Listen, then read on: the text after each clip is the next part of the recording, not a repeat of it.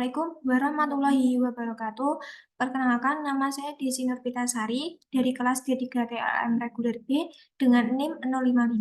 Di sini, saya akan mempresentasikan tugas protozoologi dari pertemuan 2 sampai 7 guna untuk memenuhi nilai remedial protozoologi. Pertemuan pertama yaitu sporozoa Toxoplasma gondii. Kelas sporozoa memiliki 3, yang itu sifat berbeda-beda. Yang satu dengan genus yang lain, perbedaannya itu berupa yang pertama ada genus sporozoa yang hidup di dalam sel darah merah dan memerlukan vektor biologis. Sifat ini terdapat pada genus Plasmodium. Genus sporozoa yang hidup di dalam intestinal dan tidak memerlukan vektor biologis. Sifat ini terdapat pada genus Isospora dan genus Eimeriae. Lalu parasit yang hidup di dalam sel endotel, leukosit, mononukleus, cairan tubuh, sel jaringan tuan rumah dan belum diketahui faktor biologisnya. Sifat ini yang terdapat pada genus Toxoplasma. Parasit yang termasuk dalam kelas sporozoa berkembang biak secara aseksual atau skizogoni dan seksual sporogoni secara bergantian.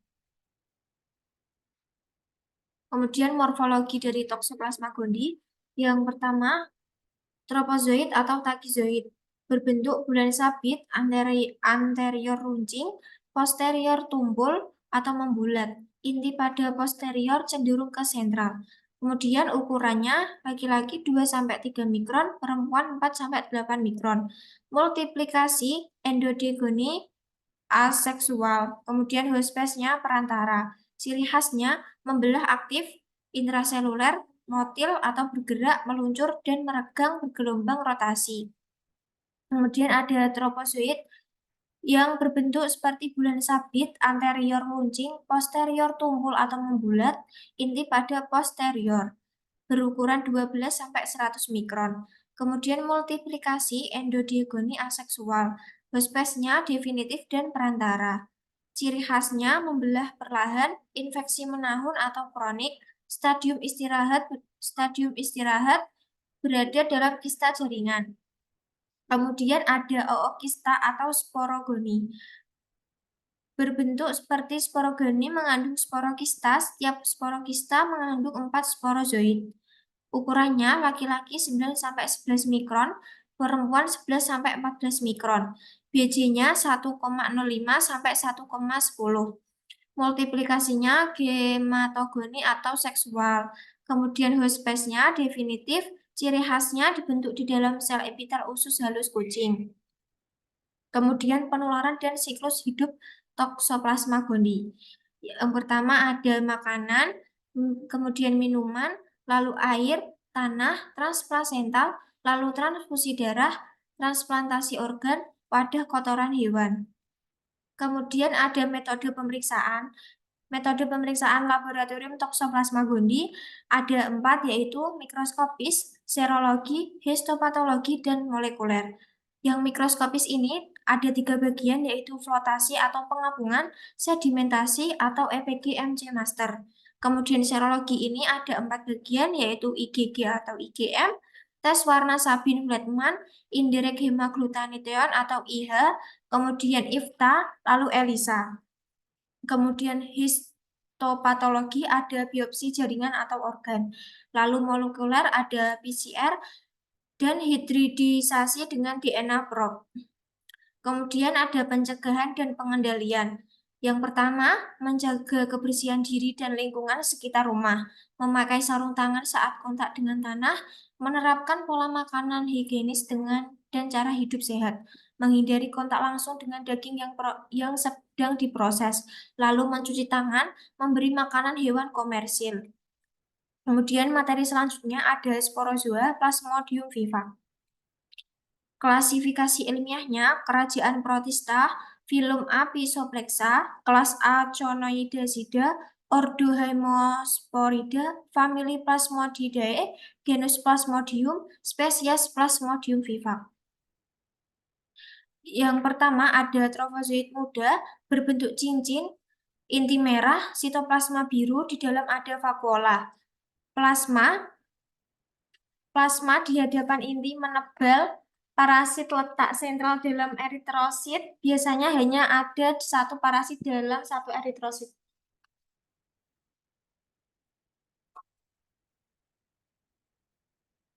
Kemudian trofozoit tua, bentuk amoeboid, sitoplasma nampak tidak teratur, ciri khasnya tampak titik-titik skuver.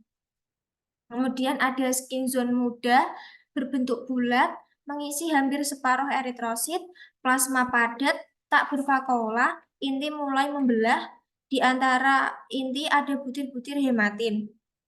Kemudian ada titik skuver. Lalu ada skin zone tua yang memiliki inti sudah membelah 12-24. Tiap pembelahan inti diikuti pembelahan sitoplasma sehingga merozoid sudah tampak. Lalu parasit mengisi penuh eritrosit. Kemudian ada gametosit, yaitu gametosit jantan dan betina. Gametosit jantan berbentuk bulat besar, lebih kecil dari gametosit betina. Inti besar pucat, tak kompak, dan letak sentris. Plasma pucat kelabu sampai merah muda. Kemudian pigmen malaria tersebar. Lalu ada gametosit betina, berbentuk lonjong atau bulat, inti kecil kompak, plasma biru, pigmen malaria tersebar. Kemudian materi selanjutnya ada sporozoa, plasmodium oval, dan malaria. Malaria adalah penyakit menular akibat infeksi parasit plasmodium yang menyerang sel darah merah ditularkan melalui nyamuk Anopheles. Epidemiologi malaria yang berperan yaitu sumber infeksi, penderita karir gametosit. Kemudian yang kedua, vektor penular nyamuk Anopheles. Ketiga, manusia yang peka. Epidemiologi malaria dipengaruhi oleh virulensi plasmodium dan kemampuan parasit malaria untuk kambuh dan tetap berada di dalam tubuh hospes. Yang paling virulen yaitu Plasmodium falciparum, daerah endemis tinggi di Indonesia yaitu Provinsi Maluku, Maluku Utara, Papua Sumatera Utara, dan Provinsi NTT. Kemudian manusia yang memiliki host intermediate periode transisi yang singkat. Kemudian ada nyamuk Anopheles, yaitu host definitif, parasit mencapai kematangan dan memproduksi secara seksual. Siklus hidupnya ada dua, yaitu aseksual dan seksual. Aseksual di tubuh manusia, di tubuh kera, yaitu Plasmodium connolensi atau disebut skizogoni. Kemudian seksual di tubuh nyamuk Anopheles yang disebut juga sporogoni. Kemudian ada cara infeksi sporozoid pada ludah nyamuk atau stadium infektif. Terjadinya infeksi ini ada dua macam, yaitu alami dan induksi. Yang alami ini melalui vektor atau tusukan nyamuk, dan induksi ini stadium aseksual dalam eritrosit masuk ke badan manusia lain melalui darah, yaitu transfusi, suntikan, dan konginental. Kemudian ada patologi dan gejala klinik, yaitu masa tunas ekstrinsik adalah waktu antara nyamuk menghisap darah yang mengandung gametosit sampai proses adanya sporozoid dalam kelenjar liur nyamuk. Nah, yang pertama ada masa tunas intrinsik, yaitu waktu antara sporozoid masuk dalam tubuh hospes sampai timbulnya gejala demam, yaitu 8-37 hari. Kemudian ada masa prepaten, yaitu berlangsung sejak saat infeksi sampai ditemukan parasit dalam darah untuk pertama kalinya. Kemudian ada serangan demam malaria, biasanya dimulai dengan gejala lesu, sakit kepala, tidak nafsu makan, dan kadang mual muntah. Kemudian ada diagnosa laboratorium. Yang pertama ada pemeriksaan mikroskopis, yang kedua ada pemeriksaan imunoserologis, dan kemudian ada sidik DNA. Pemeriksaan mikroskopis ini menemukan parasit secara visual dengan identifikasi langsung pada sediaan darah, menjadi gold standar penegak diagnosis malaria. Kemudian ada pemeriksaan imunoserologis yaitu deteksi Ag atau AB dari plasmodium pada darah penderita. Contohnya menggunakan Rapid Diagnostic Test atau disebut juga RDT. Kemudian sidik DNA ini mengidentifikasi rangkaian DNA dari tersangka penderita apabila ditemukan DNA yang sama dengan rangkaian DNA parasit. Kemudian ada sensitivitas diagnosis malaria, yaitu pewarnaan GIMSA, RDT, dan PCR. Kemudian materi selanjutnya ada sporozoa atau Plasmodium falciparum. Taksonominya Kingdom Haemosporodia, divisi nematoda, subdivisi Laveran, kelas Pozoa, kelas Protozoa, ordo Haemosporidia, genus Plasmodium, spesies Falciparum. Kemudian ada morfologi Plasmodium falciparum. Yang pertama ada stadium cincin atau disebut trofozoid muda yang berukuran 1/5 eritrosit, cincin halus, sitoplasma halus, kromatin titik halus, sering lebih dari 2, bentuk asoid di pinggir, inti setengah buah pada satu cincin. Kemudian ada trofozoid berkembang jadi trofozoid tua yang sitoplasma mulai menebal, lebih padat atau bentuk amoeboid teratur. Jarang terlihat di darah perifer atau darah tebal. Ukurannya kecil, pigmen mulai tampak, ada titik Maurer atau dalam eritrosit. Kemudian ada skin zone muda yang jarang terlihat di darah perifer, ukuran hampir mengisi eritrosit, bentuk padat membulat, inti membelah, pigmen tampak di antara inti, titik Maurer menghilang.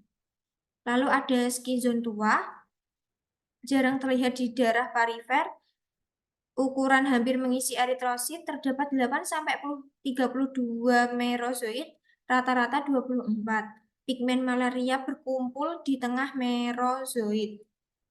Kemudian ada mikrogametosit jantan,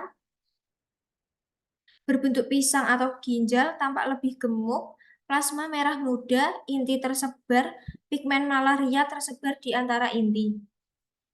Kemudian ada makrogenetosit betina, bentuk langsing seperti pisang atau bulan sabit, plasma biru, inti kecil, padat atau kompak di tengah. Pigmen malaria tersebar di sekitar inti.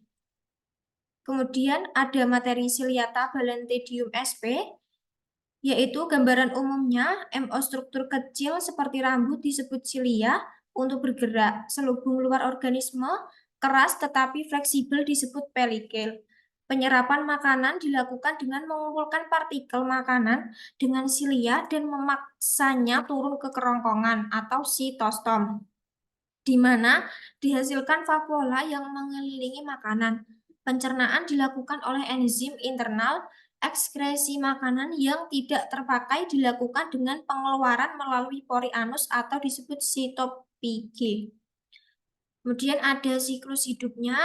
Kista dikeluarkan melalui kotoran manusia yang terinfeksi. Kemudian manusia memperoleh infeksi dengan menelan kista melalui makanan atau air yang terkontaminasi. Lalu di usus, kista mengalami eksistasi untuk melepaskan trofozoid. Kemudian trofozoid membelah dengan pembelahan biner. Nah, pembelahan biner ini ensitis saat melewati usus besar dan diekskrisi dalam tinja. Kemudian ada penyebaran dan cara penularan. Balantidiasis adalah zoonosis. Manusia memperoleh infeksi dengan menelan makanan dan air yang terkontaminasi. Tinja yang mengandung kista Balantidium coli, penyebaran kosmopolit.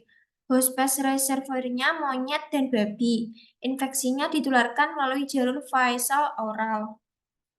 Kemudian gejalanya diare, nyeri perut, kram perut, nausea, anoreksia, feses cair dengan darah dan pus. Ulcerasi mukosa usus seperti pada amoebiasis reservoir, yaitu babi, monyet, dan tikus, bentuknya infektif kista. Kemudian ada diagnosis laboratorium, yaitu pemeriksaan feses, biopsi, kultur. Pemeriksaan feses ini, trofozoid, motil, feses, diare, dan kista ditemukan pada feses yang terbentuk. Trofozoid ukurannya besar, makronekleus, dan motilitas cepat. Kista bentuk bulat dan adanya makronekleus yang besar.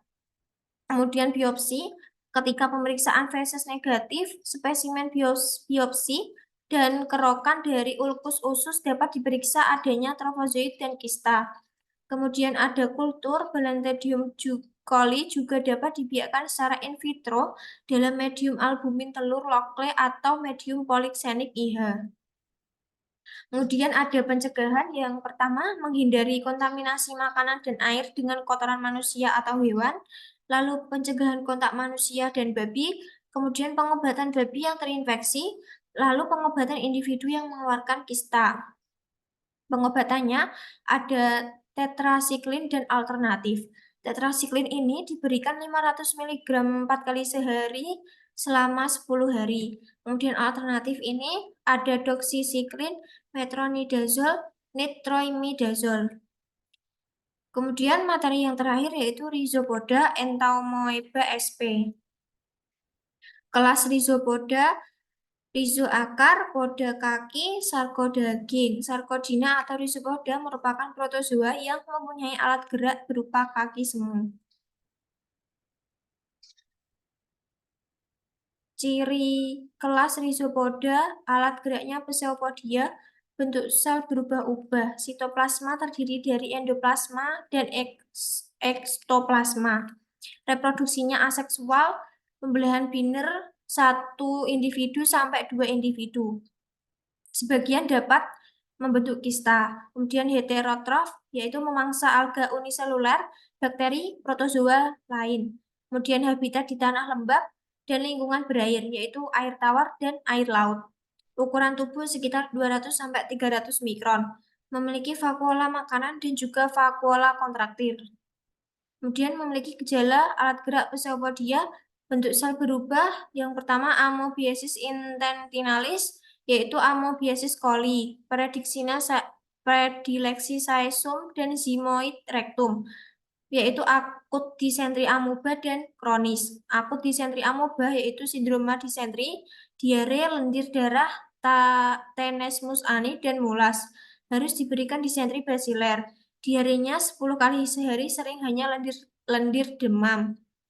Kemudian kronis, tidak spesifik, yaitu diare ringan, diselingi obstipasi. Dan amoeba, yaitu disaesum dan zigomoid. Penebalan dinding usus granuloma, yaitu jaringan kolagen, fibroblast, dan peradangan menahun. Kemudian yang kedua ada Amoebiasis extraintestinalis, yaitu Amoebis hati dan Amoebiasis paru. Amoebiasis hati yaitu sering dalam bentuk abses, sakit berat, rasa nyeri daerah hati, hatinya terasa nyeri tertekan, dan berat badan menurun, rasanya diafragma meninggi, cairan abses warna coklat. Kemudian amoebiasis paru, demam menggigil, batuk sputum coklat, leukositosis, amoebiasis otak sesuai lokasi. Kemudian ada pengobatan yaitu emetin HCl, parentral membunuh trofozoit, digunakan terutama untuk abses hati. Dosis dewasa maksimal 65 mg per hari, anak kurang dari 8 tahun, maksimal 10 mg per hari, yaitu 4-6 hari. Kemudian dihidro atau emetin oral. Dosisnya maksimal 0,1 gram per hari atau disebut juga 4-6 hari. Kemudian kloroquine membunuh trofozoit di jaringan hati, dosisnya 1 gram per hari selama 2 hari, diikuti 500 mg per hari selama 2-3 minggu. Sekian presentasi yang dapat saya sampaikan. Apabila ada kesalahan, mohon dimaafkan. Wassalamualaikum warahmatullahi wabarakatuh.